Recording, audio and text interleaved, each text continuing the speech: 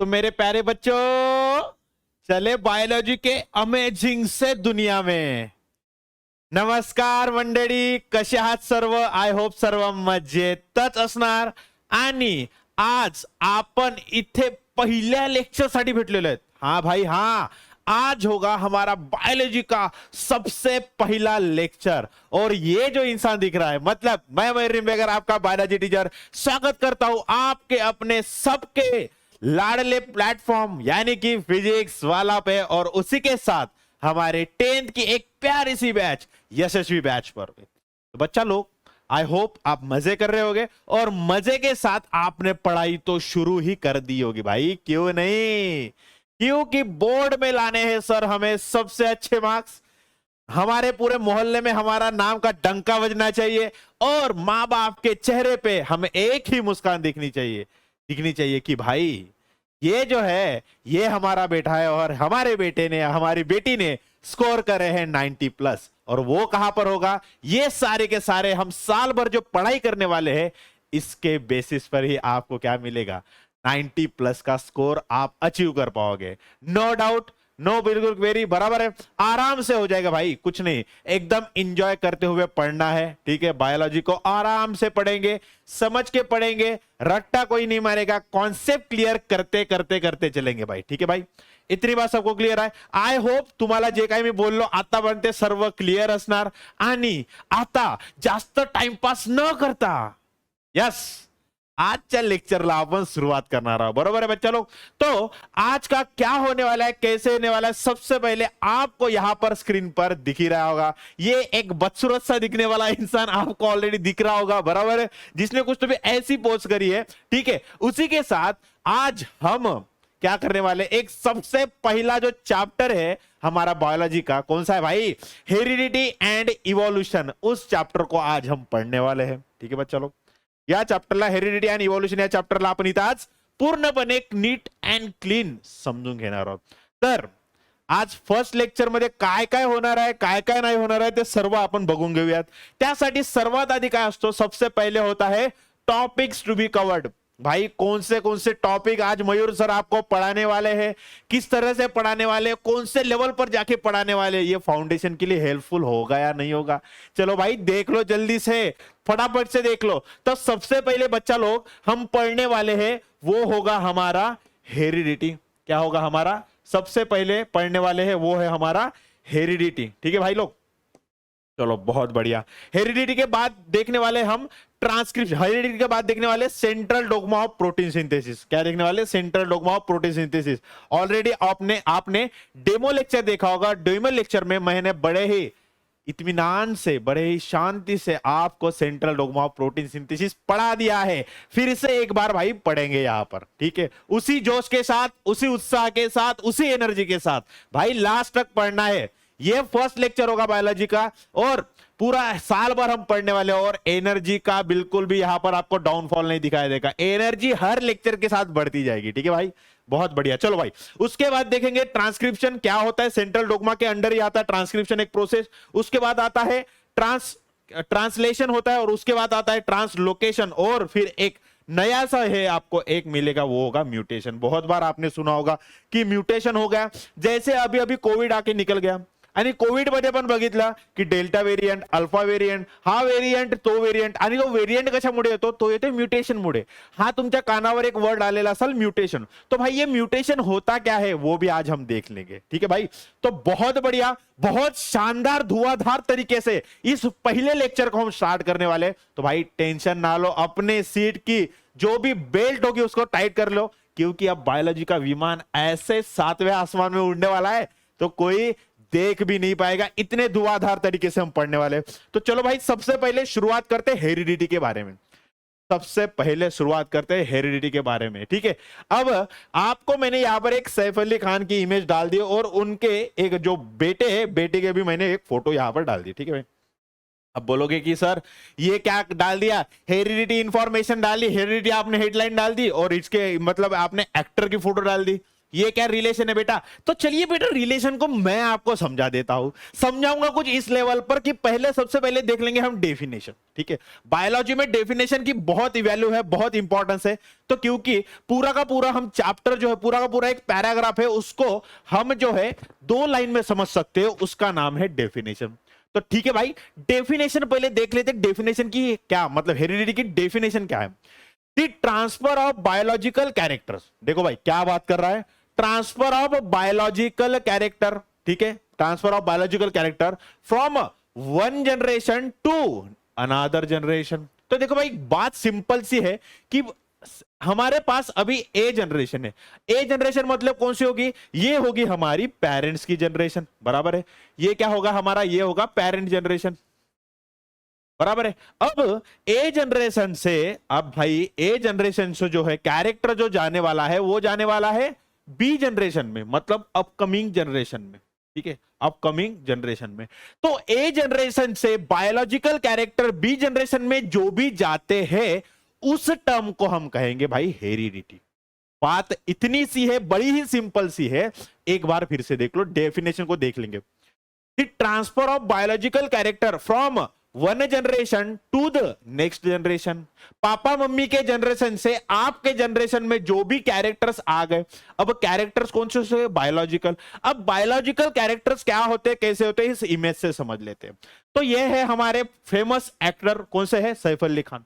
अगर आप इनको और इनके बेटे को अगर आप देख पाते हो, यहां पर ऑब्वियसली देख पा रहे हो, ठीक है, तो आपको क्या दिखेगा? अगर आप सैफ अली खान का नाक देखते हो तो उनके बेटे के, मतलब उनका जो बेटा है उसका जो नाक है सैफ अली खान जी के मतलब नाक के सिमिलर है।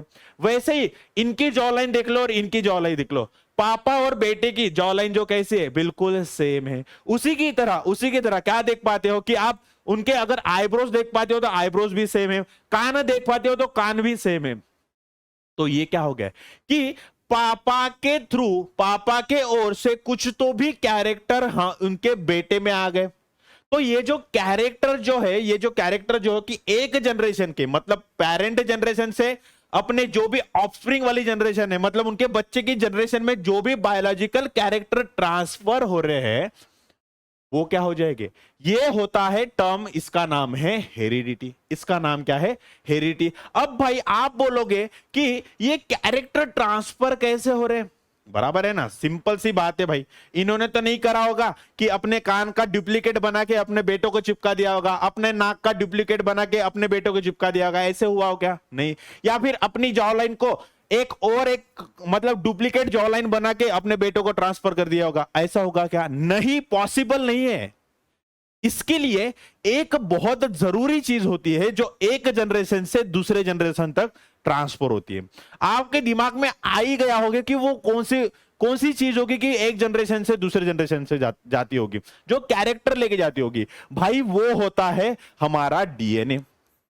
वो होता है हमारा डीएनए जो कैरी करता है इंफॉर्मेशन एक ऑर्गेनिज्म के बारे में, एक पर्सन के बारे में, बराबर है। अब इनके पास इंफॉर्मेशन है, मतलब इनका नाक ऐसे होगा, इनके कान ऐसे बड़े होंगे, इनकी जॉ लाइन ऐसे होगी, इनके ओठ ऐसे होगी, इनकी मतलब क्या हेयर लाइन ऐसे होगी, या फिर जो भी इनके आंख है ऐसे होंगे।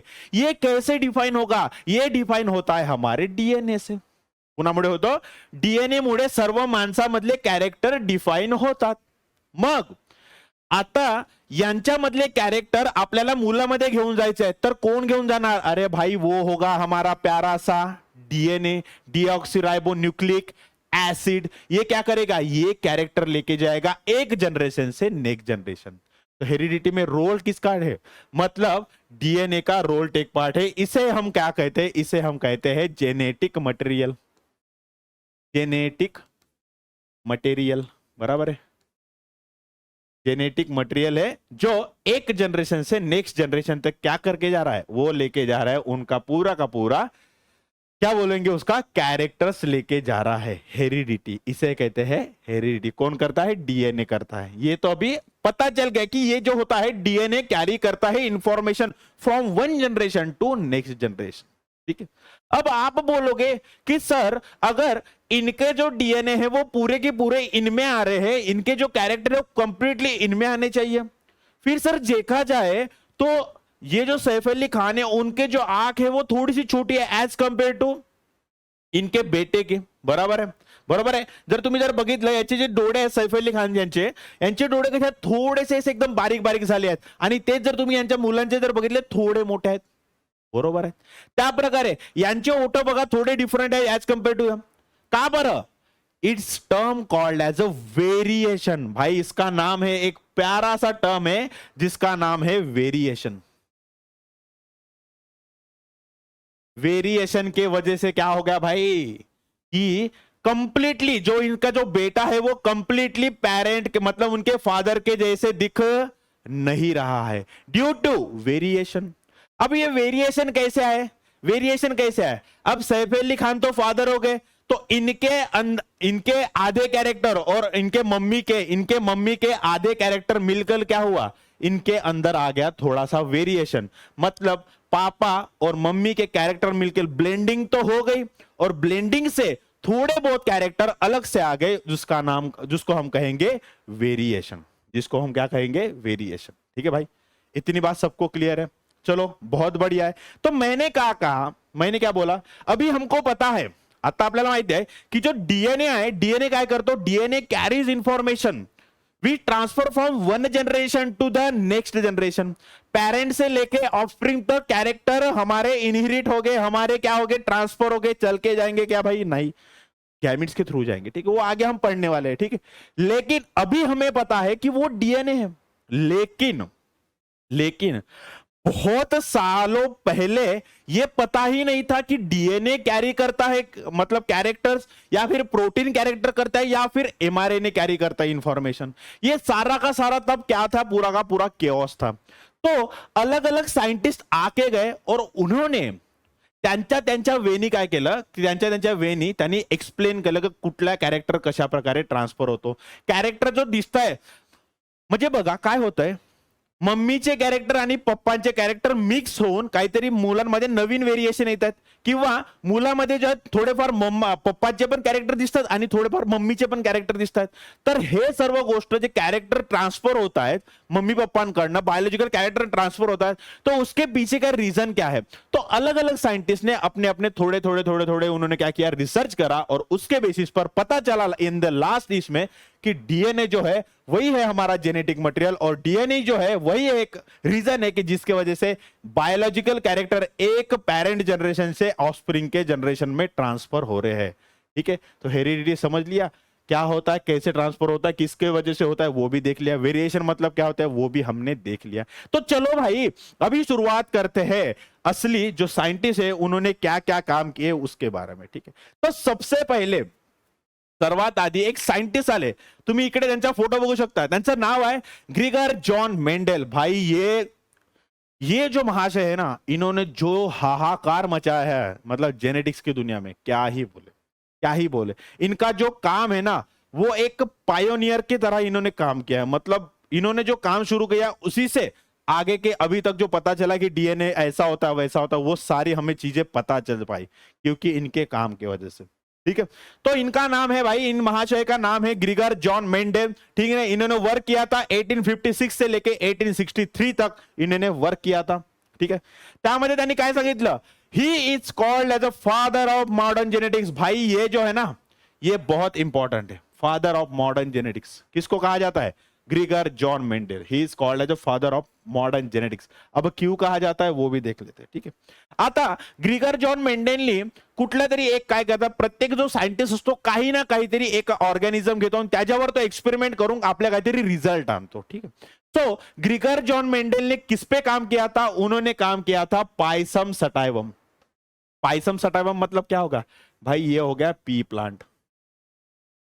ये क्या होगा? इसका नाम है पी प्लांट. वाटाण्याचा माहिती आहे? वाटाणा तुम्ही आता खाल्ला, हिवाळ्याच्या टाइम पिरियड मध्ये खूप सारे वाटाणे निघले होते आणि मम्मी काय करत होती, प्रत्येक भाजीमध्ये वाटाणे कधी आला, वाटाणे. का बरं एवढं निघलं होतं? बरोबर. तर त्याच वाटाण्याचा जो आपला प्लांट होता त्याच्यावर काम केलं होतं कोणी? ग्रिगर जॉन मेंडेलनी. भाई इन्होंने बहुत तगड़ा काम किया और इन्होंने एक टर्म दिया, he gave the term factor. अभी बुक में मेंशन नहीं है, लेकिन 11 12th में आपको ये पढ़ना है। फैक्टर, उनको ये नहीं पता था, उन्होंने क्या किया था कि पाइसम सटाइवम यानी कि पी प्लांट के बहुत सारे 7 अलग अलग कैरेक्टर लिए थे, और उन्होंने वो क्या करते जा रहे थे, वो शादी करते जा रहे थे, शादी नहीं कर रहे थे भाई, मतलब वो क्रॉसिंग कर रहे थे, इसका कैरेक्टर उसमें, उसका कैरेक्टर इसमें, और उन्होंने बहुत सारे क्रॉसिंग किए, और क्रॉसिंग करने के बाद उनको अलग अलग अलग अलग क्या मिलते थे, अलग अलग उनको रिजल्ट मिलते थे। ठीक है, क्या मिलते थे, रिजल्ट मिलते थे। तो रिजल्ट कुछ इस तरह से होते थे, देखो इसको फॉर एग्जांपल हम समझ लेते कि उन्होंने ए प्लांट ले लिया और उन्होंने बी प्लांट ले लिया। ठीक है, उन्होंने ए प्लांट ले लिया और उन्होंने बी प्लांट ले लिया। तो उन्होंने जब देखा कि इसका जो बच्चे हुए यानी उनका जो ऑफस्प्रिंग हुआ सी, तो उन्होंने देखा कि थोड़े बहुत ए के भी कैरेक्टर है, थोड़े बहुत बी के भी कैरेक्टर है, बराबर है, ए से भी कैरेक्टर आ रहे हैं, बी से भी कैरेक्टर आ रहे हैं, किसमें, सी में। तो भाई ये जो कैरेक्टर लेके जो इंसान आ रहा है, कैरेक्टर लेकर जो जो जो कुछ भी चीज होगी जो ये ए से और बी से कैरेक्टर सी में लेके आ रहा है, जो अभी हमें पता है डीएनए है वो, लेकिन तब पता नहीं था, तब उन्होंने उस चीज को नाम दिया था फैक्टर, उस चीज को नाम दिया था भाई फैक्टर। ठीक है, अब थोड़ा सर के ऊपर से आ रहा हूं, लेकिन ये बेसिक है, जान लीजिए फैक्टर क्या होता है। ठीक है, अभी हमें जो पता है डीएनए है, लेकिन ग्रिगोर जॉन मेंडल को नहीं पता था कि वो डीएनए ही है, तब उन्होंने नाम दिया था जो कोई भी चीज होगी जो पेरेंट्स जनरेशन से ऑफस्प्रिंग के जनरेशन में कैरेक्टर को लेके आ रही होगी, उसको हम उन्होंने कहा, क्या कहा उनको, फैक्टर के नाम उनको दे दिया। ठीक है, उसके बाद दूसरे महाशय आए, उनका नाम है ह्यूगो डेवरिस। कौन है, ये है ह्यूगो डेवरिस। अब इन्होंने क्या काम किया, इन्होंने दिया एक थ्योरी जिसका नाम है म्यूटेशनल थ्योरी। म्युटेशनल थ्योरी, आता म्युटेशन म्हणजे काय होतं हे बघा, this sudden change in the gene of organism is called as a mutation. अब जीन किससे बना है भाई, न्यूक्लियोटाइड से। आपने 8th स्टैंडर्ड में ऑलरेडी डीएनए आरएनए का स्ट्रक्चर देख लिया, फिर से हम देखने वाले हैं। ठीक है, आपका एक बार बेसिक फिर से क्लियर कर देंगे। ठीक है बच्चा लोग, तो वो जो डीएनए होता है उसमें क्या होता है, बहुत सारे न्यूक्लियोटाइड्स होते हैं। तो न्यूक्लियोटाइड क्या होता है, एक न्यूक्लियोटाइड जो होते हैं वो पर्टिकुलर पोजीशन में क्या होते हैं, लोकेटेड होते हैं, और उससे क्या बनता है भाई, उससे अलग अलग चीजें बनती है। ठीक है, मैं आगे पढ़ाने वाला हूं, ठीक है, उसको बराबर से देख लो। ठीक है, तो अलग अलग चीजें बनती है भाई। तो अब चीजें जो बनती है, ठीक है, अगर वो न्यूक्लियोटाइड का सीक्वेंस अलग से कुछ तो भी चेंज हो जाए ना, न्यूक्लियोटाइड या ए यहां पर है, बी यहां पर है, ठीक है, अगर ए के जगह बी और बी के जगह ए भी चला जाए ना, तो इससे जो प्रोडक्ट बनेगा वो कुछ तो भी अलग बनेगा। अब प्रोडक्ट क्या होता है, वो होता है प्रोटीन। ठीक है, तो चलो उसको आगे समझ लेते हैं। ठीक है, तो ह्यूगो डेवरिस ने क्या दिया, ये आ सकता है हम ना किसके लिए बोर्ड में आ सकता है, ये 1 मार्क के लिए आ सकता है, या फिर ये एमसीक्यू में आ सकता है, चांसेस बहुत है इसके। ठीक है, आया तो नहीं है अभी तक बोर्ड में, लेकिन आ सकता है। ठीक है, तो इसके साथ हम आपको मार्क्स भी बता जाएंगे, कौन से क्वेश्चन पे किस तरह का कितने मार्क्स का क्वेश्चन आ सकता है। ठीक है, तो ह्यूगो डेवरिस ने दिया म्यूटेशनल थ्योरी, और म्यूटेशन क्या होता है कि सडन चेंज होता है जेनेटिक मटेरियल में। ठीक है, इतनी बात सबको क्लियर है। चलो भाई, उसके बाद कौन से महाशय है, उसके बाद आए वॉल्टर सूटन आए, कि उन्होंने दिया 1902 में उन्होंने एक कॉन्सेप्ट दिया। क्या करा था उन्होंने, ग्रास हॉपर के जो सेल्स है, आपण त्याला काय म्हणतो, घोडा जो म्हणतो आपण, ग्रास हॉपरला काहीतरी म्हणतात, घोडाच काहीतरी म्हणतात, ठीक आहे मराठीमध्ये। तर जो ग्रास हॉपर होता, ग्रास हॉपरवर त्यांनी एक्सपेरिमेंट केलं, आणि त्यामध्ये त्यांच्या ग्रास हॉपरच्या एका सेलमध्ये त्यांना असं फाइंड आउट झालं की जे क्रोमोझोम्स आहेत ते आता जे म्हणतो ना, जसं ह्युमन मध्ये आहेत, बरोबर आहे, ह्युमन मध्ये क्रोमोझोम कसे आहेत, पेअर मध्ये आहेत, 23 पेअर असतात आपल्यामध्ये। किती असतात ह्युमन मध्ये, 23 पेअर, म्हणजे इंटू याला जर 2 केलं तर आपल्यापाशी क्रोमोझोम किती आहेत, 46 क्रोमोझोम आहेत, बरोबर आहे। तर आता जे आपण ठोकपणे छाती ठोकून जो बोलतो की जो क्रोमोझोम आहेत आपल्या आतमध्ये, आपल्या सेलच्या न्यूक्लियस मध्ये जो भी क्रोमोझोम्स होंगे वो किस में होते, पेयर में होते। तो सबसे पहले फाइंड आउट इन्हीं महाशय ने किया था, जो थे वॉल्टर सूटन, इन्होंने फाइंड आउट किया कि क्रोमोझोम्स जो है वो पेयर में प्रेजेंट होते हैं। वो किस में होते हैं, पेयर में। Observe pair chromosome in the cell of the grasshopper, grasshopper के सेल में ये जो साइंटिस्ट दिख रहे हैं आपको, वॉल्टर सूटन, इन्होंने फाइंड आउट किया कि क्रोमोझोम्स पेयर में प्रेजेंट होते हैं। भाई ये सब क्लियर है, चलो भाई ये भी बढ़िया है। उसके बाद है एवेरी मैक्लियोड एंड मैककार्टी, 1944 में ये साइंटिस्ट आए, और इन्होंने प्रूव करा, क्योंकि इसके पहले भी यही होता था, इसके पहले भी लोग यही सोचते थे कि भाई जो ए जनरेशन से बी जनरेशन में जो कैरेक्टर जा रहे हैं एक तो वो किससे जाएंगे, वो जा सकते हैं, पता नहीं था कि वो डीएनए ही होगा, एक तो वो जा सकते हैं भाई डीएनए के थ्रू, एक तो वो जा सकते हैं भाई आरएनए के थ्रू, और एक जा सकते हैं भाई प्रोटीन के थ्रू। ठीक है, एक तो जा सकते हैं प्रोटीन के थ्रू। ये तीन मतलब उन्होंने कंसीडर किया था कि ये प्रोटीन से भी जा सकते हैं, आरएनए से भी जा सकते हैं और डीएनए से भी जा सकते हैं। लेकिन आज के इस समय में हमें पता है कि जो कैरेक्टर्स है वो ट्रांसफर होते हैं डीएनए के थ्रू, बरोबर आहे. डीएनएच्या थ्रू कॅरेक्टर एका जनरेशन पासून नेक्स्ट जनरेशन पर्यंत ट्रान्सफर होतात, एवढी गोष्ट बरोबर आहे.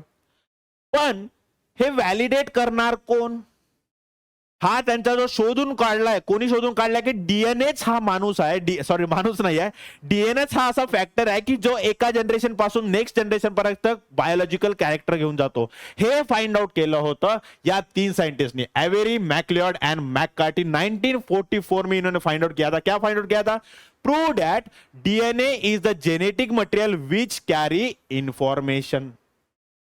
डीएनए ही होता है वो genetic material which carry information.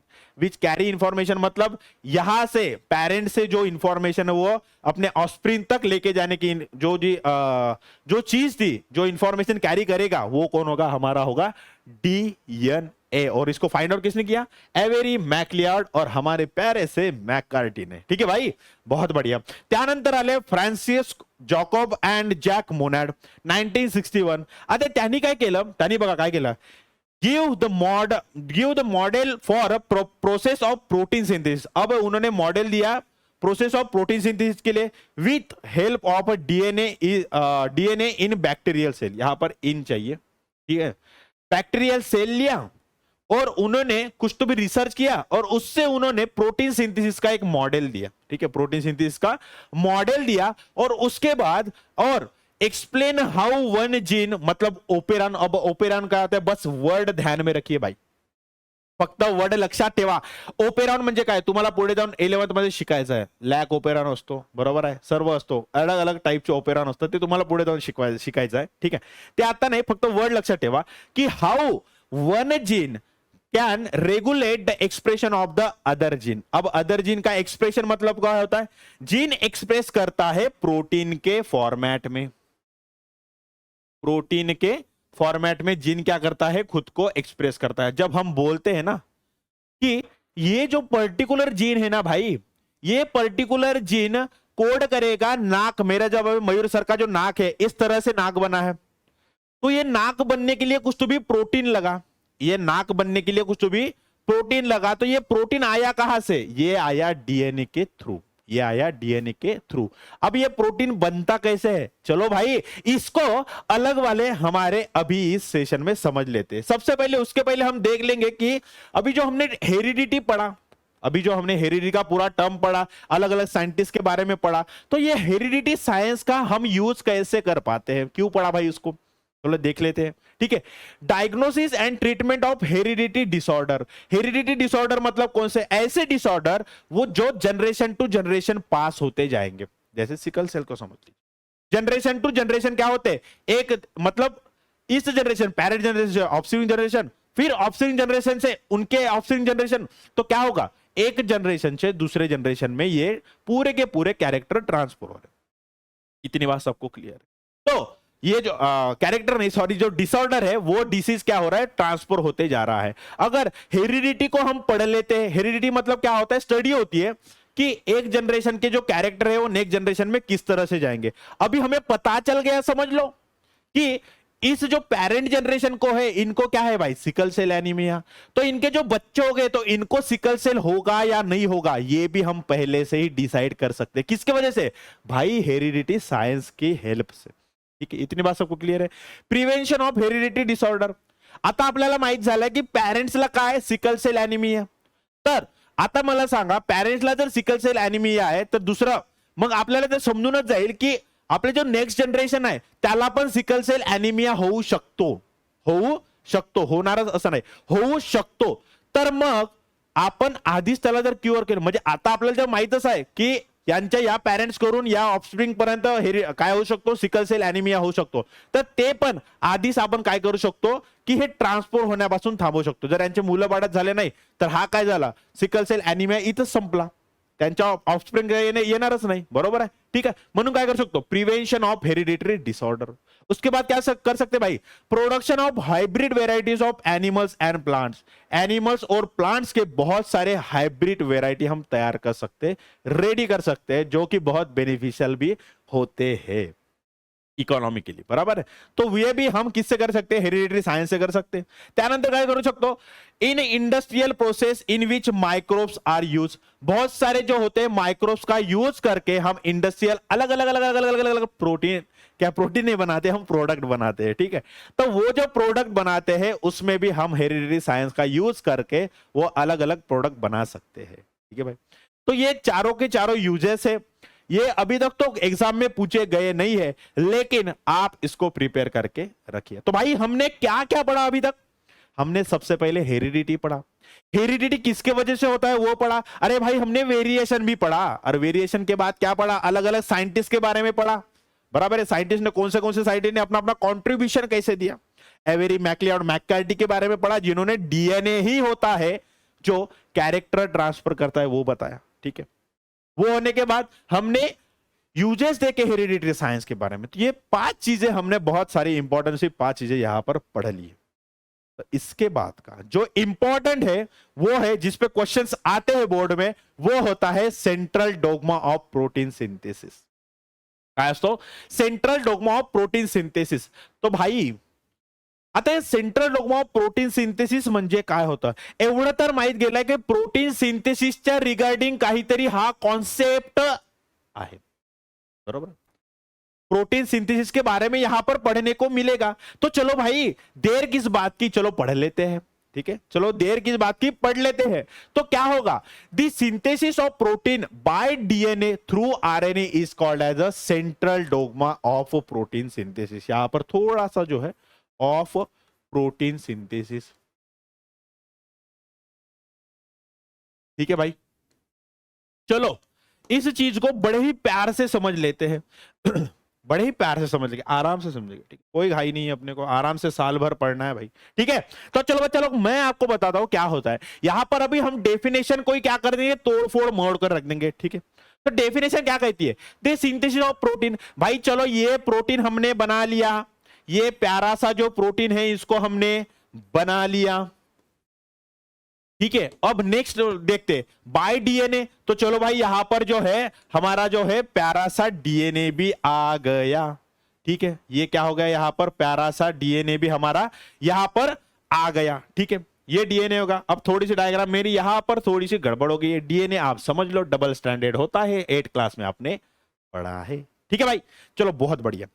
यहां पर तो इतना समझ में आ गया कि प्रोटीन का सिंथेसिस हो रहा है कोणामुळे, डीएनए मुळे. बरोबर. याला चला डीएनए लिहून घेतो मी, तुमच्या कन्फ्युजन नको. ठीक है, थ्रू आरएनए. Through RNA. अब देखो भाई आरएनए का मतलब आरएनए का टेक पार्ट क्यों है, आरएनए का यहां पर टेक पार्ट क्यों. अब भाई ये जो डीएनए होता है, डीएनए कुठे असतो रे, डीएनए असतो न्यूक्लियसच्या आतमध्ये. डीएनए काय असतो, न्यूक्लियसच्या आतमध्ये. आता आपण जेव्हा म्हणतो की डीएनए, आता आपण जेव्हा म्हणतो की डीएनए जो आहे तो इन्फॉर्मेशन कॅरी करतो. हा असा प्रोटीन, हा म्हणजे माझ्या नाकाचा शेप अशा प्रकारेच असणार, मला 5च बोट असणार, त्यातल्या त्यात हा मिडल बोट लांब असणार किंवा अंगोरी थोडी छोटी असणार. माझा असं जो काही आहे, माझा आवाज असणार, आवाज तो वेगळी गोष्ट झाली. ठीक आहे, मी सांगतो तेवढा ऐका. माझा कान असं असणार. हे कुणामुळे होतंय, हे होतंय सर्व डीएनए मुळे. हे काय होतं, सर्व डीएनए मुळे. पण डीएनए पाशी इन्फॉर्मेशन आहे, फक्त डीएनए पाशी इन्फॉर्मेशन आहे. पण या कानाला प्रॉपर शेप असा है, मेरे पास खाली 5 उंगलियां है, मेरा नाक कुछ तो भी ऐसा दबा हुआ है. ये क्यों हो रहा है, ये सारी की सारी चीजें होगी प्रोटीन के थ्रू एक्सप्रेस. किसके थ्रू होगी, प्रोटीन का ही पूरा टेक पार्ट होता है. इसके वजह से ही क्या होता है, हमारा इसको प्रॉपर जो है एक्सप्रेशन होता है. किसका, डीएनए का. बराबर. डीएनए इंफॉर्मेशन तो कैरी करता है, लेकिन भाई डीएनए इंफॉर्मेशन कैरी करेगा कि मेरा नाक ऐसे होना चाहिए, तो डीएनए खुद जाके यहां पर बनाएगा नहीं. इसको बनाने वाला कौन है, इसको होगा प्रोटीन. ठीक है, अब देखा जाए तो डीएनए भाई प्रेजेंट किस में है? भाई ये तो प्रेजेंट है न्यूक्लियस के अंदर। इधर है, ये तो न्यूक्लियस के अंदर प्रेजेंट है, तो भाई ये तो बाहर जाकर खुद प्रोटीन तो बनाएगा नहीं, लेकिन ये क्या करता है, अपनी जो जायदाद, मतलब जो इसके पास जो जायदाद है, जायदाद कौन सी, इसके पास इंफॉर्मेशन है उस पूरे ऑर्गेनिज्म के बारे में, उस पूरे ह्यूमन के बारे में, तो ये क्या करेगा, अपनी जो इंफॉर्मेशन है एक चीज को ट्रांसफर कर देता है, उसका नाम है भाई, ये होता है आरएनए। समझ में आ रहा है बच्चों, आरएनए पहले क्यों बना? चलो भाई, इस डेफिनेशन को ही तोड़ रहा हूं, उसको ही समझ रहा हूं। क्या करेगा ये, इसके पास जो इंफॉर्मेशन है ये न्यूक्लियस के बाद खुद बाहर नहीं जाएगा और ये प्रोटीन खुद नहीं बनाएगा। ये क्या करेगा, मैं तो नहीं जा रहा भाई, मैं तो थक गया, मैं हूं यहां का राजा, मैं हूं यहां का राजा, क्योंकि न्यूक्लियस को कहा जाता है ब्रेन ऑफ द सेल, बराबर है। तो बोलेगा न्यूक्लियस के अंदर तो मैं हूं जाऊंगा यहां का राजा, तो मैं क्या करूंगा, मैं खुद प्रोटीन नहीं बनाऊंगा। चल भाई एक काम कर ले, आरएनए तू जो है ना, मेरे अंदर की जो भी इंफॉर्मेशन ये तू खुद बाहर लेके जा और अपने ऊपर कुछ भी कर ले और प्रोटीन बना दे। ठीक है, तो ये क्या करेगा, डीएनए पहले इंफॉर्मेशन दे देगा आरएनए को, फिर आरएनए से बनेगा प्रोटीन। तो ये जो प्रोसेस है ना भाई, इसी का नाम है central dogma of protein synthesis. किससे, डीएनए से आरएनए बना और आरएनए से बना हमारा protein. This process is called as a central dogma of protein synthesis. चलो भाई डेफिनेशन को एक बार फिर से देख लेते हैं, ठीक है, कॉन्सेप्ट तो क्लियर हो जाए। This synthesis of protein by DNA through RNA is called as a central dogma of protein synthesis. ठीक आहे, एवढं क्लिअर आहे, एवढं मस्तपैकी क्लिअर असणार। डेफिनेशनला आपण समजून घेतलाय, कशा प्रकारे डीएनए कशा प्रकारे प्रोटीन सिंथेसिस मध्ये हेल्प करतो, डीएनए कशा प्रकारे आपली इन्फॉर्मेशन आधी आरएनए ला ट्रान्सफर करतो आणि मग आरएनए पासून कसा प्रोटीन बनतो, हे आपण सर्व या central dogma of protein synthesis मध्ये शिकणार आहोत। तो सबसे पहिले, सर्वात पहिली याच्यामधली जी आता सर्वात आधी हे जाणून घेऊ की प्रोटीन का आहे, का बरं एवढा प्रोटीन आपण इम्पॉर्टंट आहे प्रोटीन बद्दल शिकणं का बरं एवढं आवश्यक आहे, किंवा protein central dogma of protein synthesis ये बहुत इंपॉर्टेंट क्यों है। Central dogma of protein synthesis किसने दिया था, क्रिक ने दिया था। ठीक है, तो देखो भाई ये सबसे इंपॉर्टेंट क्यों चीज है, तो चलो देख लेते। तो सबसे पहले देखो यहां पर क्या बताया मैंने, यहां पर प्रोटीन से अलग अलग प्रोटीन से अलग अलग टाइप से और उनके फंक्शन दिए हैं। ठीक है, उनके फंक्शन दिए। तो अब प्रोटीन इंपॉर्टेंट क्यों है वो भी तो जानना जरूरी है। अब सब आप तो सर प्रोटीन के बारे में पढ़ा रहे हो कि प्रोटीन ने ये किया, प्रोटीन ने वो किया। अब हम जो बोलते हैं प्रोटीन को जो बोला जाता है building block of our body, building block of our body, इसको बोला जाता है प्रोटीन को building block of our body. मतलब इसका बहुत बड़ा इंपैक्ट है, इसका बहुत बड़ा क्या है, टेक पार्ट है भाई। ये बिल्डिंग ब्लॉक है, मतलब क्या कर रहा है, हमारे बॉडी को बनाने के लिए बहुत प्रोटीन का बहुत इंपॉर्टंट रोल है। अब इंपॉर्टंट रोल क्यों है, इथे बघा तुम्ही, बघायला जसं आता आपण कॉन्ट्रॅक्शन करतो, कॉन्ट्रॅक्शन इज लाईक मी हात असं काहीतरी इकडे हे करतो, बरोबर आहे, मी असं बघा काहीतरी डंबेल मारतो किंवा हे काहीतरी करणार असं तुमच्यासोबत मुवमेंट करतो।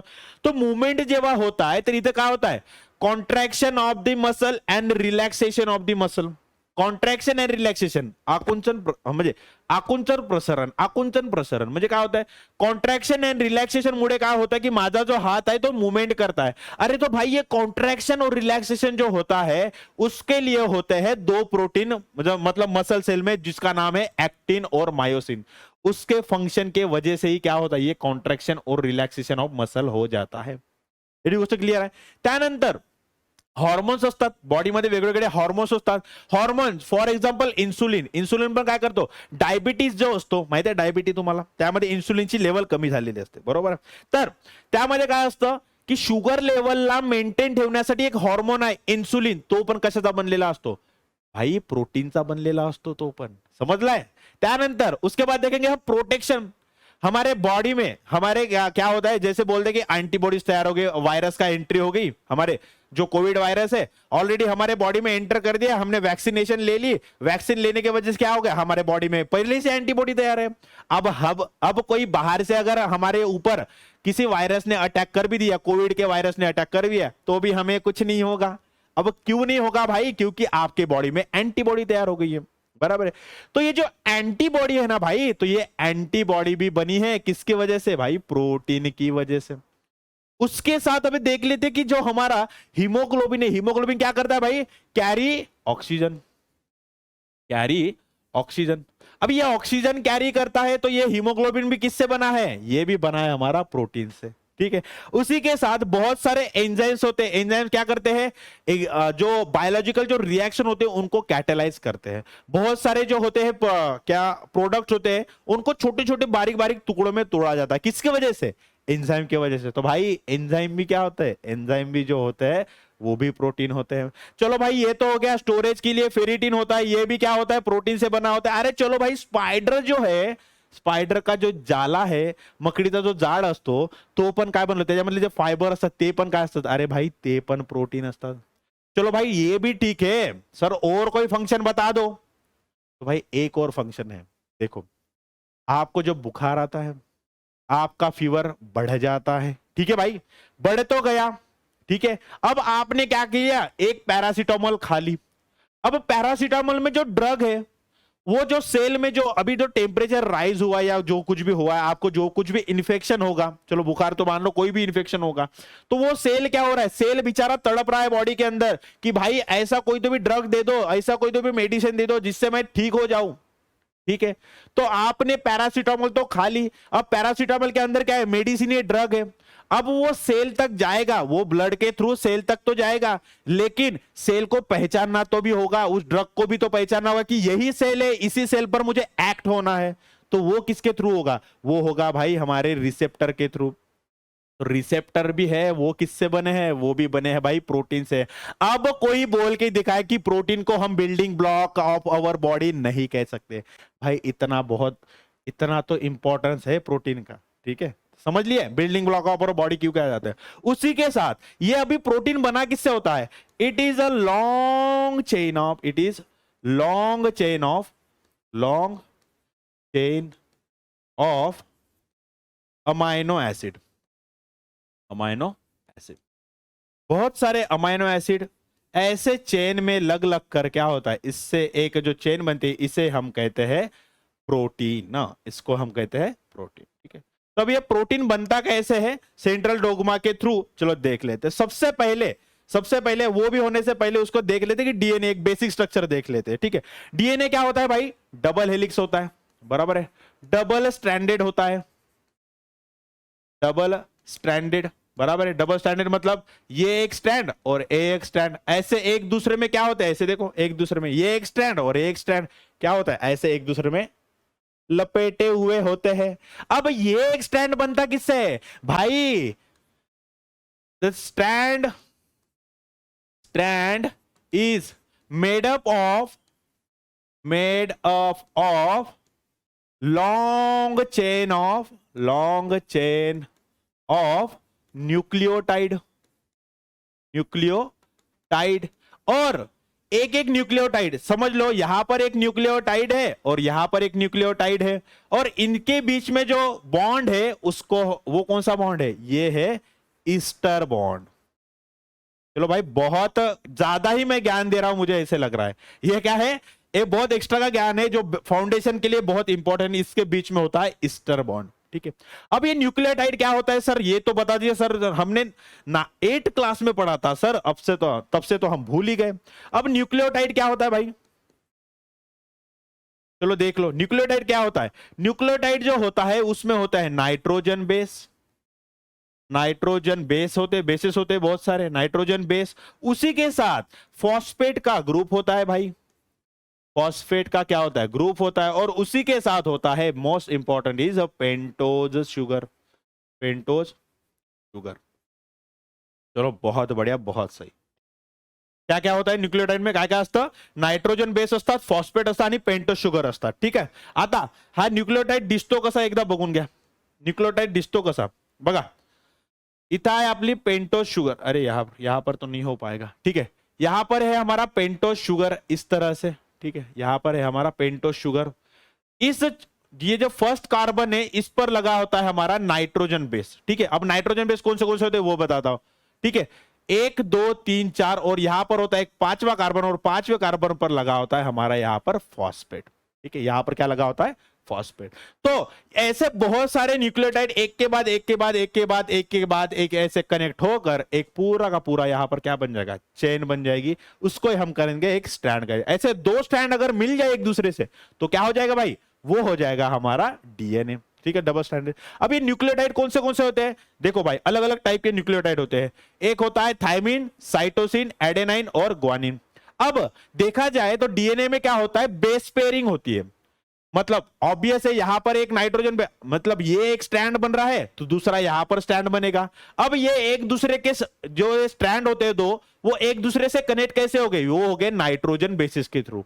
तो यहां पर एक क्या होता है, यहां पर जो मैं एक बार बेसिक कर देता हूं। ठीक है, तो यहां पर नाइट्रोजन बेसिस की पेयरिंग होती है। पेयरिंग किसके बीच होते हैं? जो होता है हमारा एडेनिन, जो हमारा ये एडेनिन है वो कभी भी बेस बनाएगा, वो बनाएगा थाइमिन के साथ। ठीक है, अगर इस स्ट्रैंड पे अभी यहां पर एडेनिन न्यूक्लियोटाइड मतलब जो नाइट्रोजन बेस प्रेजेंट है, तो ये इसका जो कॉम्प्लीमेंट्री होगा वो क्या होगा? थाइमिन। वो थाइमिन के साथ ही क्या करेगा? बेस बनाएगा। वैसे ही ग्वानिन बनाता है साइटोसिन के साथ। अगर समझ लो इस स्ट्रैंड पर ग्वानिन प्रेजेंट है तो यहां पर उस स्ट्रैंड पे कॉम्प्लीमेंट्री बेस जो होगा वो किसके साथ पेयर अप होगा? वो होगा साइटोसिन के साथ ही पेयर अप होगा। तो ये हो गया हमारा पूरा का पूरा डीएनए। ठीक है भाई, एक बार मैंने क्लियर कर दिया। वॉटसन एंड क्रिक ने दिया था डबल स्टैंडर्ड डीएनए। ठीक है, उसके बाद आता है आरएनए। अब आरएनए क्या होता है? Ribo nucleic acid. Ribo nucleic acid, बराबर है, राइबो न्यूक्लिक एसिड, जिसको हम कहते हैं आरएनए। और आरएनए कभी भी कैसा होता है भाई? सिंगल स्ट्रैंडेड होता है। कभी भी देखो तो आप आरएनए आपको सिंगल स्ट्रैंडेड ही दिखाएगा, बरोबर आहे। और आरएनए के जो होते वो 3 टाइप होते। कोणते होते? आरएनएचे 3 टाइप असतात। कुठले असतात? एक असतो एमआरएनए, जिसे हम कहते हैं मैसेंजर आरएनए। मैसेंजर आरएनए, अब इसको ये क्यों बोलते हैं वो भी बताऊंगा। ठीक है, उसके बाद होता है टीआरएनए, उसको कहते हैं हम transporter RNA. Transporter RNA, transport का नाम सुन के आपको तो समझ में आ गया कि क्या काम करता होगा। उसके बाद होता है आरआरएनए। आरआरएनए क्या होता है? वो होता है, उसको कहते हैं राइबोसोमल आरएनए। आई होप कि आप सारे के सारे पॉइंट नोट कर रहे होगे। ठीक आहे, चला तर बघा आता याच्यामध्ये फायदे काय असतात. आता एमआरएनए जो असतो, एमआरएनए काय असतो? MRNA is like a messenger RNA. अब मैसेंजर आरएनए मतलब क्या भाई? तो हमने देखा था, हमने क्या देखा कि प्रोटीन सिंथेसिस हो रहा है भाई। ठीक है, यहां पर डीएनए है, यहां पर सबसे पहले, उससे पहले आरएनए बना, और आरएनए से क्या बना भाई? आरएनए से बना हमारा प्रोटीन। चलो प्रोटीन को लिख लेता हूं पी। ठीक है, प्रोटीन बना। ठीक है, अब ये डीएनए से जो इंफॉर्मेशन है प्रोटीन सिंथेसिस के बनाने के लिए, अब डीएनए क्या करता है? पहले आरएनए बनाता है। तो आरएनए कैसा होगा? ऐसा कोई तो भी आरएनए होगा जो डीएनए का मैसेज लेके जाएगा प्रोटीन बनाने के लिए। तो वो कौन होगा? वो होगा एमआरएनए। अब ट्रांसपोर्टर आरएनए क्या करता है? ट्रांसपोर्टर आरएनए करेगा ट्रांसपोर्टेशन का काम। मतलब साइटोप्लाज्म में बहुत सारे जो अमाइनो एसिड इधर उधर घूम रहे होते हैं, जो जिसको जोड़ कर क्या बनाने वाले? हम प्रोटीन बनाने वाले हैं। तो उन अमाइनो एसिड को ऐसे कंधे पे बिठाकर, चल भाई तुझे चेन बनानी है, ऐसे बोलने वाला कौन होता है? उसको लेके जाने वाला कौन होता है? हमारा टीआरएनए होता है, जिसका स्ट्रक्चर आप यहां पर देख पा रहे हो। और तीसरा होता है राइबोसोमल आरएनए, जो कि राइबोसोम के फॉर्मेशन में हेल्प करता है। ठीक है भाई, इतनी बात सबको क्लियर है? चलो बहुत बढ़िया। तो ये हो गया हमारा बेसिक। तो सबसे पहले प्रोसेस आती है central dogma of protein synthesis में, वो है हमारा ट्रांसक्रिप्शन। क्या है भाई? ट्रांसक्रिप्शन। चलो एक बार देख लो स्क्रीन, आप एक बार सब लिख लो, मैं पानी पी लेता हूं।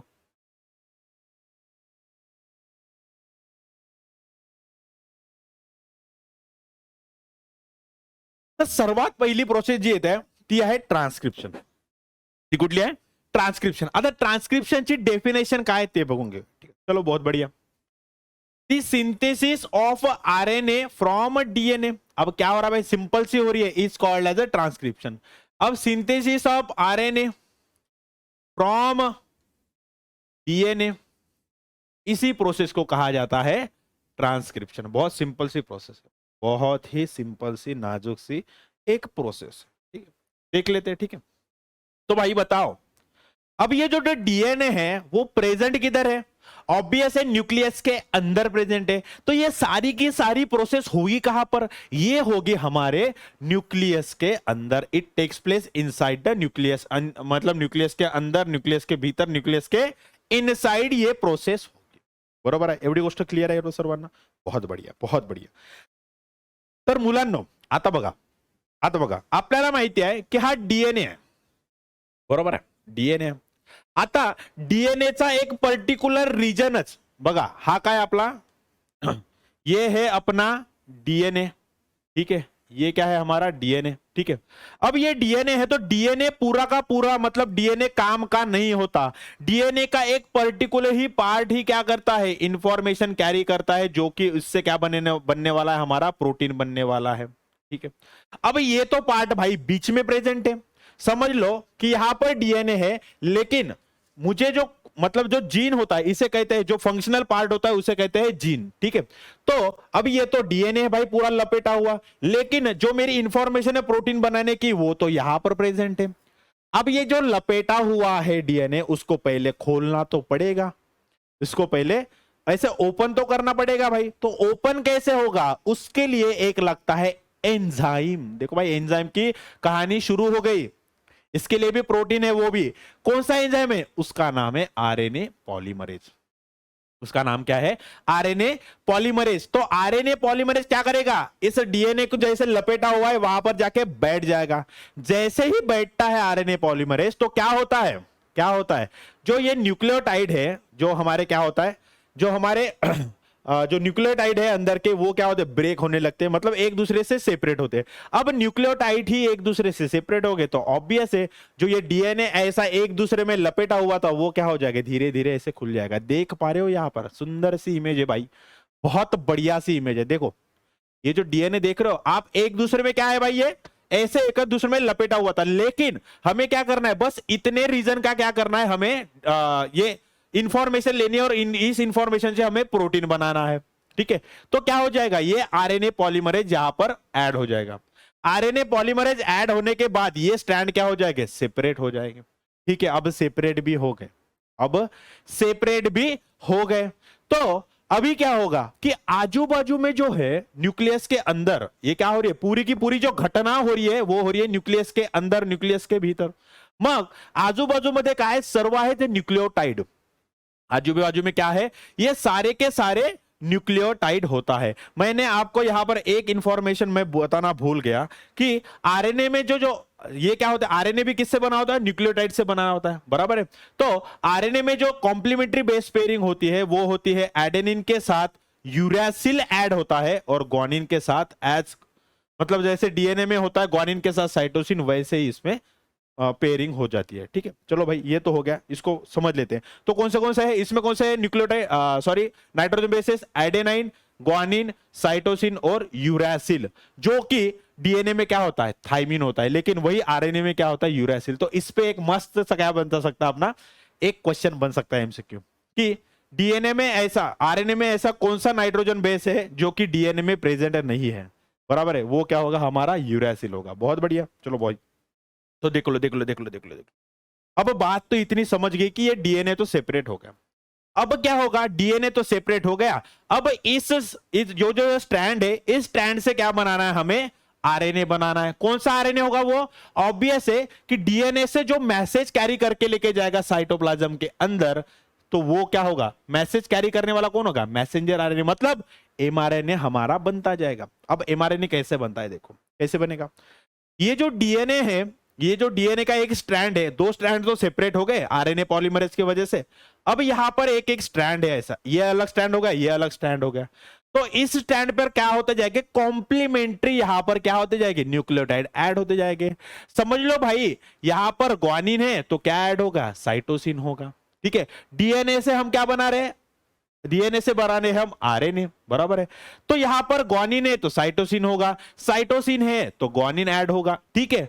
अब भाई देख लो, अगर यहां पे एडेनाइन प्रेजेंट है डीएनए में तो उसके साथ कौन होगा, उसके साथ कौन होगा, उसके साथ कौन होगा, ये होगा यूरासिल।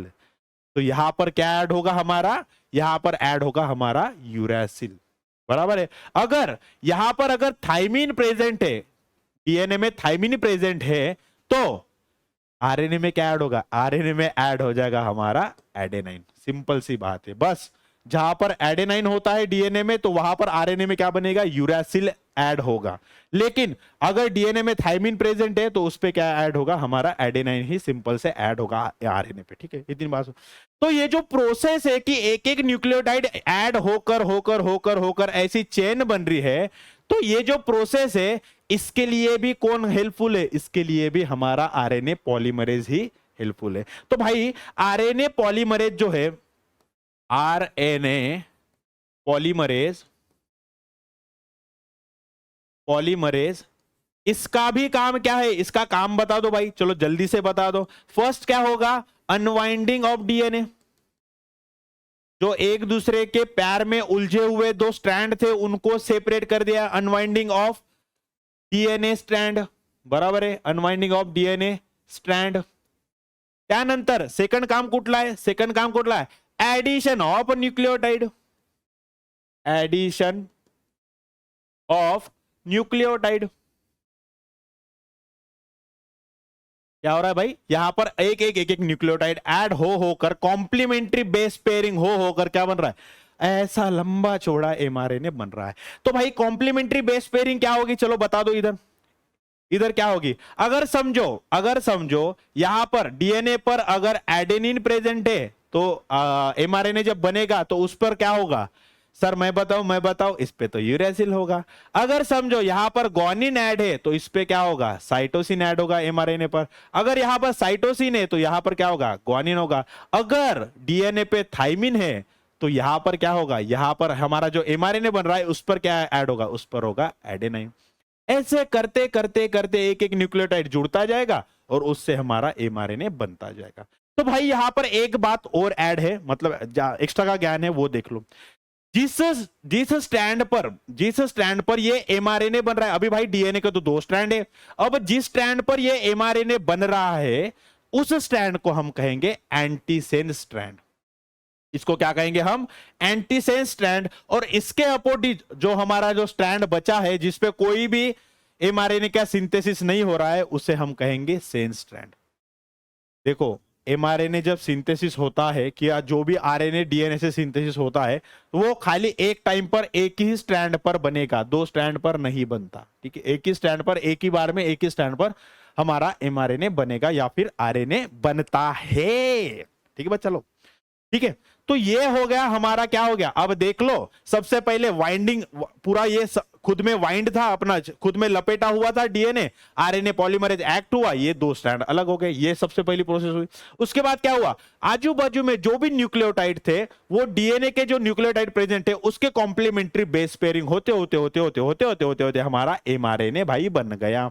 हमारा क्या हो गया, एमआरएनए जो है बन गया। तो ये जो प्रोसेस हुई कि डीएनए से एमआरएनए बना या फिर डीएनए से आरएनए बना, इसी प्रोसेस को हम कहेंगे भाई ट्रांसक्रिप्शन।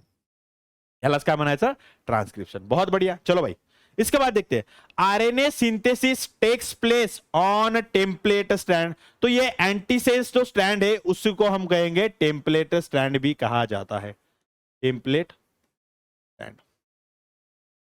प्रोसेस समझ गई बबुआ, पूरी की पूरी प्रोसेस समझ गए। तो ये जो पूरी की पूरी प्रोसेस है, तो यहां पर एमसीक्यू क्या बन सकता है, देखो एमसीक्यू ये बन सकता है कि ये ट्रांसक्रिप्शन की प्रोसेस कहां पर होती है, कहां पर होती है भाई, ये तो होती है न्यूक्लियस के अंदर, एक हो गया। वन लाइन के लिए एक क्वेश्चन बन सकता है कि transcription what is mean by transcription, तो भाई डेफिनेशन दे दो, ये एक बन गया क्वेश्चन यहां पर। ठीक है, उसके बाद कौन सा एंजाइम है, ये तो नहीं पूछेगा आपको बोर्ड में, लेकिन एक एडिशनल इंफॉर्मेशन, कौन सा एंजाइम यूज होता है, वो होता है आरएनए पॉलीमरेज। ठीक है, आरएनए पॉलीमरेज के दो काम कौन से, एक तो ये खोल देगा इन जोड़ों को, बराबर है, मतलब अनवाइंडिंग ऑफ डीएनए, और उसके बाद क्या करेगा, एडिशन ऑफ न्यूक्लियोटाइड। भाई चेन बनाओ, लंबी लंबी चेन बनाओ, कोई दिक्कत नहीं। ठीक है, ये होगी ट्रांसक्रिप्शन। उसके बाद जेनेटिक कोड ये एक टर्म आता है, इसके बाद क्या होता है, जेनेटिक कोड एक टर्म आता है। अब भाई जो हमारे प्रोटीन जो बना है, मैंने क्या बोला कि प्रोटीन जो है, प्रोटीन जो क्या होता है, long chain of amino acid, long chain of amino acid, amino acid. ठीक है, अब ये long chain of amino acid होते हैं, तो भाई सर कितने सारे अमाइनो एसिड हो गए कि ये एक प्रोटीन बनेगा। तो वहां पर जो होते हैं ऑल टोटल 20 अलग अलग टाइप के क्या होते हैं हमारे होते हैं, खाली कितने होते हैं 20 अमाइनो एसिड प्रेजेंट होते हैं। अमाइनो एसिड को मैं ऐसे लिख देता हूं, ए करके लिख देता हूं। 20 अमाइनो एसिड क्या होता है हमारे बॉडी में प्रेजेंट होते हैं, कहीं भी जाओ 20 अमाइनो एसिड होते हैं। तो ये अब 20 अमाइनो एसिड एक दूसरे में अलग अलग पोजीशन पर ज्वाइन होते जाएगा, उससे क्या बनता जाएगा, अलग अलग प्रोटीन बनता जाएगा। तो अगर समझ लो इसको मैंने 1 2 3 4 5 6 7 8 ऐसे इनको नंबरिंग दे दी। तो ये इंपॉर्टेंट नहीं है कि एक के बाद दो ही जुड़ेगा, दो के बाद तीन ही जुड़ेगा, तीन के बाद चार ही जुड़ेगा, ऐसे ही सीक्वेंस में अमाइनो एसिड ऐड नहीं होंगे। भाई समझ लो एक के बाद 8 जुड़ गया, एक के बाद जो है वो 19 जुड़ गया, और सॉरी 19 के बाद जो है क्या जुड़ गया, 19 के बाद समझो 2 जुड़ गया। अलग अलग क्या होता है, ये अमाइनो एसिड का शिफ्टिंग होते रहता है और उससे अलग अलग प्रोटीन बनता रहता है। ठीक है, इससे अलग अलग प्रोटीन बनता रहता है। ठीक है, तो अब जो एक जैसे समझ लो ये एलानाइन करके एक अमाइनो एसिड है, तो ये एलानाइन अमाइनो एसिड है, ये जो है अब कितने न्यूक्लियोटाइड मिलकर इस एलानाइन को पहचानेंगे, कितने न्यूक्लियोटाइड मिलकर इस एलानाइन को पहचानेंगे। तो भाई एक अमाइनो एसिड को पहचानने के लिए, अब एक अमाइनो एसिड को पहचानने के लिए और उसको बराबर सीक्वेंस में जोड़ने के लिए क्या होगा, खाली 3 न्यूक्लियोटाइड लगते हैं, 3 न्यूक्लियोटाइड। कितने लगते हैं, 3 न्यूक्लियोटाइड जो है वो एक सिंगल अमाइनो एसिड को पहचानते हैं। सिंगल, अरे एक क्या हो गया भाई, सिंगल अमाइनो एसिड को क्या, अरे सिंगल अमाइनो एसिड को क्या करते हैं, रिकॉग्नाइज करते हैं, रिकॉग्नाइज करते हैं। तो ठीक है, तो ये जो 3 न्यूक्लियोटाइड है, जो 3 न्यूक्लियोटाइड है जो एक सिंगल अमाइनो एसिड को रिकॉग्नाइज कर रहे हैं, तो इन 3 न्यूक्लियोटाइड को कहा जाता है ट्रिपलेट, ट्रिपलेट कोडॉन। इसको कहा जाता है ट्रिपलेट कोडॉन। तो कितने कितने न्यूक्लियोटाइड मिलकर एक अमाइनो एसिड को रिकॉग्नाइज कर रहे हैं, उनको पहचान रहे हैं, वो हो गए 3 न्यूक्लियोटाइड, और 3 न्यूक्लियोटाइड को कहते हैं ट्रिपलेट कोडॉन। क्या कहते हैं, ट्रिपलेट कोडॉन कहा जाता है। ठीक है भाई, समझ लिए, एवढी गोष्ट बरोबर क्लिअर आहे, बरोबर आहे। तर आपले एक भारतीय ओरिजिनचे एक आहेत, आपले त्यांचं नाव आहे हरगोविंद खुराना, त्यांना आणि त्यांच्यासोबत परत 2 लोक यांनी काम केलं आणि त्यांना मिळाला नोबेल प्राइज। त्यांनी पण ट्रिपलेट कोडॉनवरच काम केलं आहे। तर जेनेटिक कोड अशा प्रकारे काम करतो, बरोबर आहे, जेनेटिक कोड अशा प्रकारे काम करतो। ठीक है, इतनी बात करें तो ये ट्रिपलेट कोडॉन प्रेजेंट कहां पर हो गए, ऑब्वियस है डीएनए से जो इंफॉर्मेशन लेकर आ रहा है, मतलब एमआरएनए, एमआरएनए पे जो न्यूक्लियोटाइड प्रेजेंट हो गए, उन पे जो 3 न्यूक्लियोटाइड प्रेजेंट, तो हर एक 3 के बैच को हम क्या कहेंगे, एक कोडॉन कह देंगे, ट्रिपलेट ऑफ कोडॉन एक कह देंगे। ठीक है, तो चलो अब नेक्स्ट जो स्टेप है, सेकंड स्टेप है, वो है ट्रांसलेशन। वो क्या है, ट्रांसलेशन। तो ट्रांसक्रिप्शन में क्या देखा था हमने, पहले डीएनए बना भाई, डीएनए बना नहीं, जो न्यूक्लियस के अंदर डीएनए है, वो डीएनए से क्या बना, डीएनए के बाद जो भी इंफॉर्मेशन है कि इस टाइप का प्रोटीन बनना चाहिए, तो उस टाइप का प्रोटीन बनाने की जो भी इंफॉर्मेशन है डीएनए ने क्या कर दी, खुद जाके डीएनए ने प्रोटीन नहीं बनाया, वो इंफॉर्मेशन दे दी एमआरएनए को, मैसेंजर आरएनए को। अब मैसेंजर आरएनए बन तो गया, अब मैसेंजर आरएनए क्या करेगा, मैसेंजर आरएनए भाई आ जाएगा न्यूक्लियस के बाहर, मतलब कहां पर आ जाएगा, ये आ जाएगा अपना साइटोप्लाज्म में, ये क्या आ जाएगा, साइटोप्लाज्म में। अब एमआरएनए जो भाई साइटोप्लाज्म में आ गया, एमआरएनए के पास इंफॉर्मेशन है काय की, प्रोटीन बनाने की। अब एमआरएनए आ गया कहां पर, साइटोप्लाज्म में। अब एमआरएनए बोलता है कि गांव वालों सुनो, मेरे पास है इंफॉर्मेशन। तो गांव वाले सुन लेते हैं। कौन हो गए गांव वाले, वो एक होगा राइबोसोम और दूसरा होगा टीआरएनए, मतलब ट्रांसपोर्टर आरएनए। अब ये भाई जो है, ये दोनों लोग जो है सुन लेते हैं किसकी बात, एमआरएनए की। ये एमआरएनए के पास आ जाते हैं, फिर बोलता है एमआरएनए, भाई एक बात सुन लो, मैंने डीएनए की जो हमें जो प्रोटीन बनाने हैं उसकी इंफॉर्मेशन मैंने बड़े ही मेहनत करके डीएनए के पास से ला ली है। ठीक है, मैं ऐसे वैसे करके न्यूक्लियस के बाहर भी निकल गया, अब साइटोप्लाज्म में आ गया, मेरे पास तो इंफॉर्मेशन है प्रोटीन बनाने की। अब कोई तो भी मुझे हेल्प करा दो जिससे कि ये प्रोटीन बन जाए, मैंने इंफॉर्मेशन तो ला ली। तो राइबोसोम क्या कहता है, अरे ठीक है भाई, तूने बहुत मेहनत कर ली, तू यहां पर रुक, मैं तेरी हेल्प करता हूं प्रोटीन बनाने में। उसी के साथ ट्रांसपोर्टर आरएनए मतलब टीआरएनए भी बोलता है कि हाँ भाई रुक, मैं भी बनाता हूं, मैं भी हेल्प करता हूं तेरी ये जो प्रोटीन सिंथेसिस की जो प्रोसेस है इसमें भी मैं आपकी हेल्प कर देता हूं। तो हेल्प कैसे करेगा?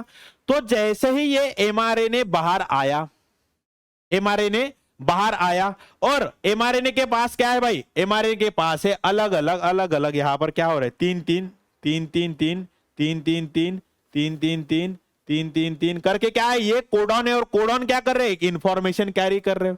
तो इस पे सबसे पहले कौन बैठ जाएगा? बोलेगा एमआरएनए भाई तू तो बहुत दूर से आया है, तो रुक मैं तेरी हेल्प करता हूं प्रोटीन सिंथेसिस करने में। तो इस पे बैठ जाएंगे एक महाशय, इसकी हेल्प करने बैठ जाएंगे एक महाशय जिनका नाम है रायबोसोम।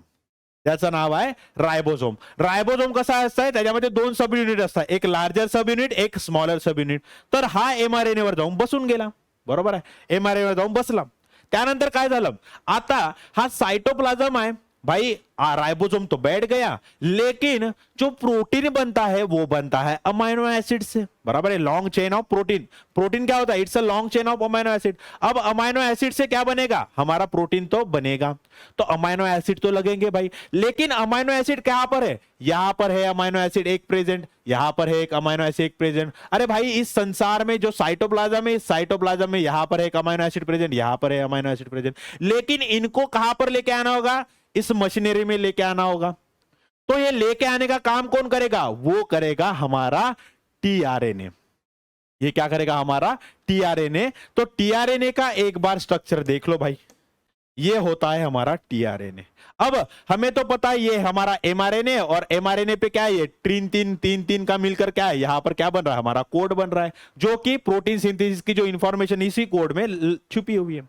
तो अब ये टीआरएनए क्या करता है? टीआरएनए के जो ये 3 प्राइम आर्म होता है, इसमें क्या करता है? 3 प्राइम एंड पर यहां पर एक उसका जो भी अमाइनो एसिड वो बैठ जाएगा कंधे पे उसके, ठीक है। फिर ये अमाइनो एसिड, ये जो टीआरएनए उसको वो तैरते तैरते तैरते तैरते किसके तरफ आ जाएगा भाई? वो आ जाएगा इस असेंबली के तरफ। यहां पर जो ये असेंबली है ऐसी जो बनी है राइबोसोम, और राइबोसोम की जो असेंबली बनी है, यहां पर ये क्या कर जाएगा? ये टीआरएनए जो है यहां पर ऐसी, यहां पर जो है ये टीआरएनए ऐसा इस अमाइनो एसिड को जोड़कर ऐसे या ऐसे लेके आएगा, ठीक है। बहुत बढ़िया, ये देखो इस तरह से क्या कर लिया, इस टीआरएनए इस अमाइनो एसिड को अपने कंधे पे बिठा लिया और टीआरएनए लेके आया इस पूरे के पूरे अमाइनो एसिड के एमआरएनए के तरफ। भाई एमआरएनए के तरफ आने के बाद क्या होता है देख लो, जो ये हमारा एमआरएनए है यहां पर होता है कोडॉन, ठीक है। तो ये जो टीआरएनए होता है, टीआरएनए का जो ये आर्म होता है, इसमें होता है एंटीकोडॉन। एंटीकोडॉन मतलब क्या? आता बघा याच्यामध्ये जसं जी आहे, या जो कोडॉन मध्ये जी आहे, इथं ए आहे, इथं काय जी आहे, तर अँटीकोडॉन मध्ये काय होणार की याचे कॉम्प्लिमेंटरी बेस पेअरिंग म्हणजे काय असणार? इथं असणार सी, याच्यावर काय असणार? आता हा तर काय आपला एमआरएनए, मग याच्यावर काय असणार? यू, आणि याच्यावर काय असणार? सी। अशा प्रकारे अँटीकोडॉनचा आर्म कुठं असणार? या टीआरएनए और प्रेजेंट असणार। फिर ये टीआरएनए क्या करेगा भाई? टीआरएनए को समझ लो, टीआरएनए एक एक ऐसे अमाइनो एसिड एक एक लेते आएगा, और यहां पर ऐसे एक एक अमाइनो एसिड, देखो यहां पर ये क्या हो रहा है? राइबोसोम है, ये टीआरएनए एक अमाइनो एसिड लेके आया, यहां पर जुड़ गया, दूसरा टीआरएनए लेके आएगा दूसरा अमाइनो एसिड, तीसरा टीआरएनए लेके आएगा तीसरा अमाइनो एसिड।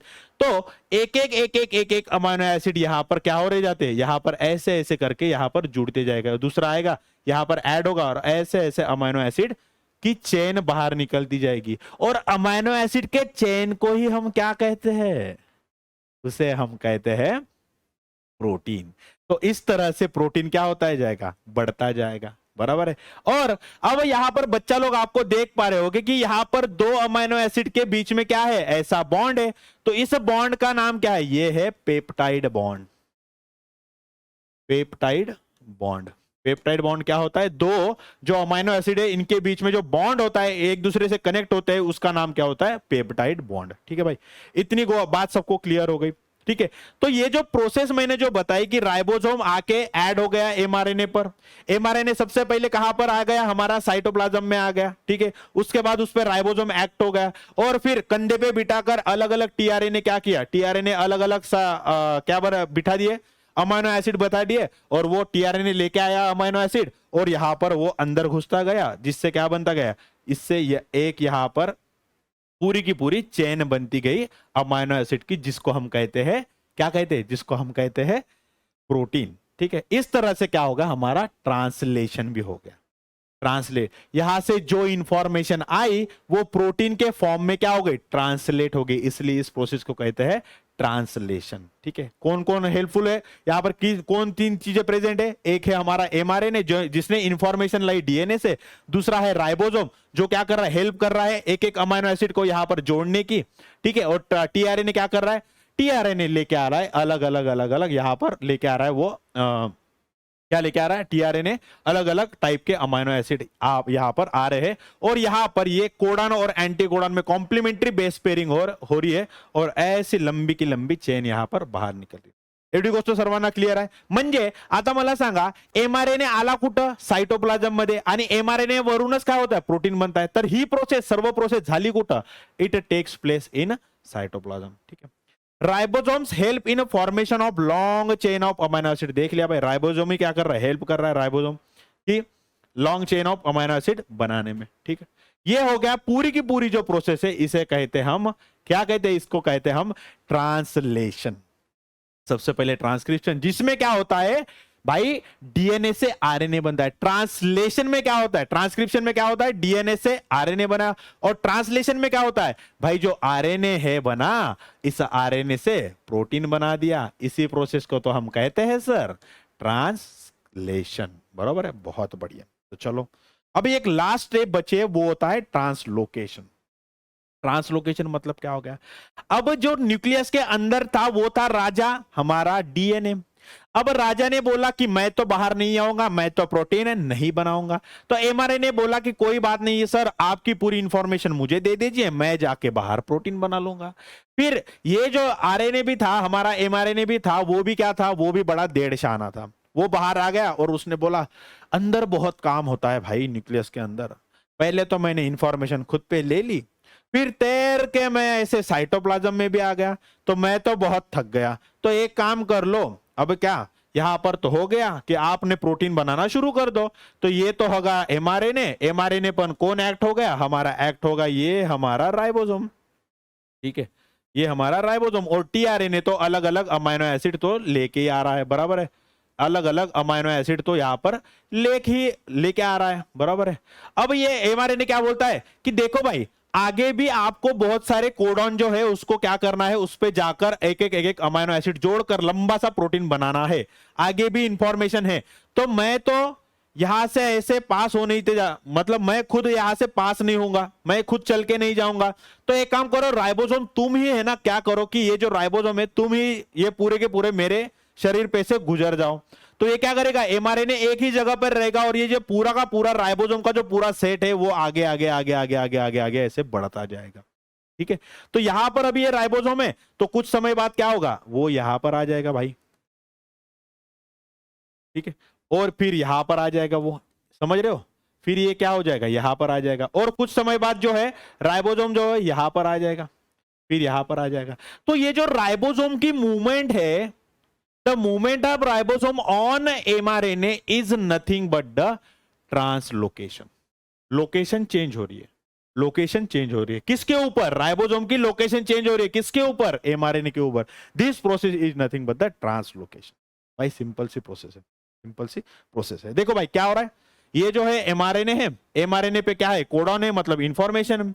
एक एक जो है टीआरएनए क्या हो रहा है, यहां पर ऐड होता जा रहा है, और यहां पे ऐसे प्रोटीन की चेन बाहर निकलती जा रही है।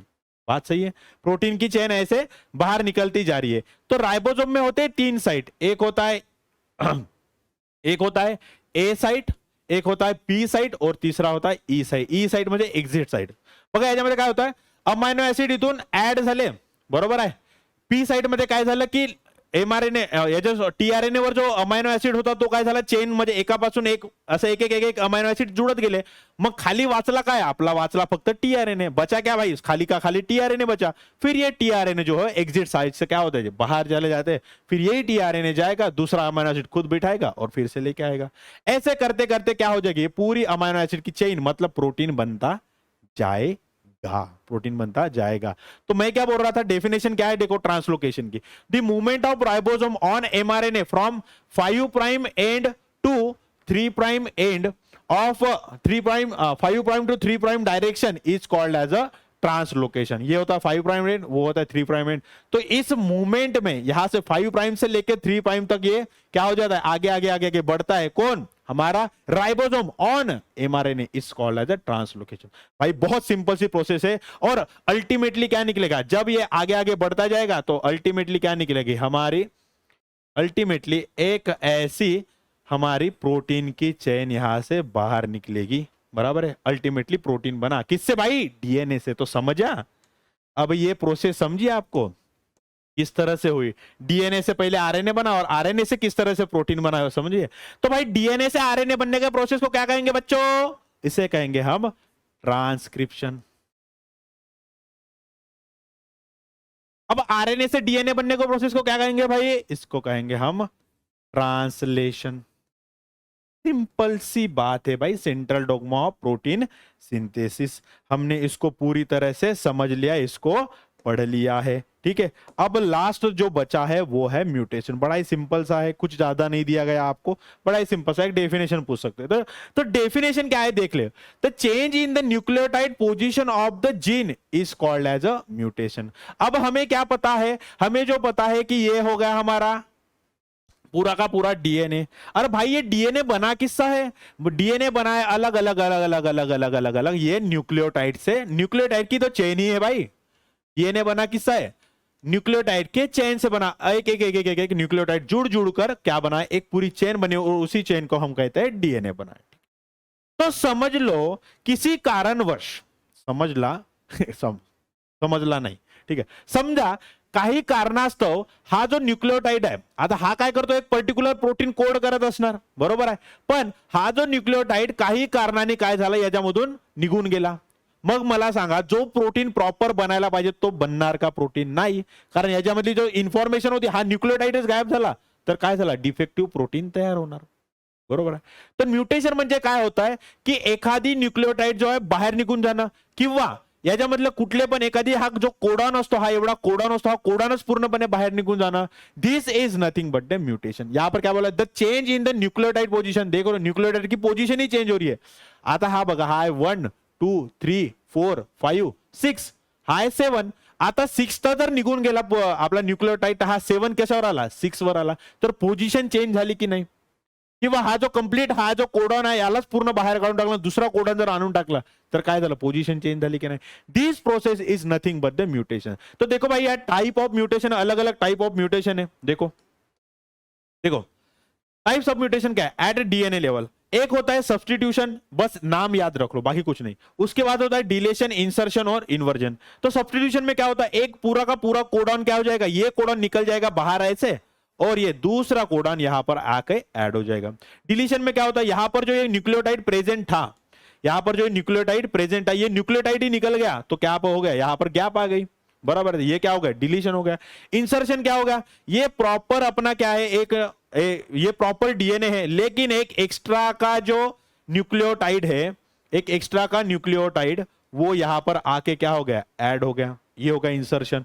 मतलब देख लो पोजीशन तो चेंज हो रही है नहीं न्यूक्लियोटाइड की वजह से। और इन्वर्जन मतलब क्या होगा, यहां पर समझो ए है, यहां पर समझो जी है, तो ये क्या कर दी, इन्होंने अपनी जगह ही पूरी चेंज कर दी। मतलब क्या हो जाएगा, यहां पर जी आ जाएगा और यहां पर ए जाएगा, तो इनके वजह से भी क्या हो गया, न्यूक्लियोटाइड की पोजीशन चेंज हो गई। तो इसी प्रोसेस को हम कहते हैं, क्या कहेंगे, इसी प्रोसेस को हम कहते हैं म्यूटेशन। तो आई होप कि आपको ये जो पूरा का पूरा जो हेरिडिटी है, वेरिएशन है, अलग अलग साइंटिस्ट है, फिर डीएनए कैसे होता है, आरएनए कैसे होता है, उसका बेसिक देख लिया।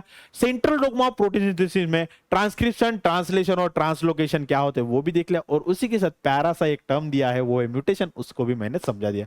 तो आई होप आपको ये पूरा का पूरा जो चैप्टर है, मतलब ये जो लेक्चर है वो आपको आराम से समझ गया। तो इसी तरह नेक्स्ट चैप्टर में भी मिलते हैं जिसमें हम पढ़ने वाले इवोल्यूशन, ठीक है भाई। तो चलो बहुत बढ़िया है, बहुत सही है, ऐसे हंसते रहो, मुस्कुराते रहो और हमारा जो लेक्चर है उसको देखते रहो, ठीक है। चला भेटूयात नेक्स्ट लेक्चर मध्ये, तोपर्यंत नमस्कार मंडळी, धन्यवाद।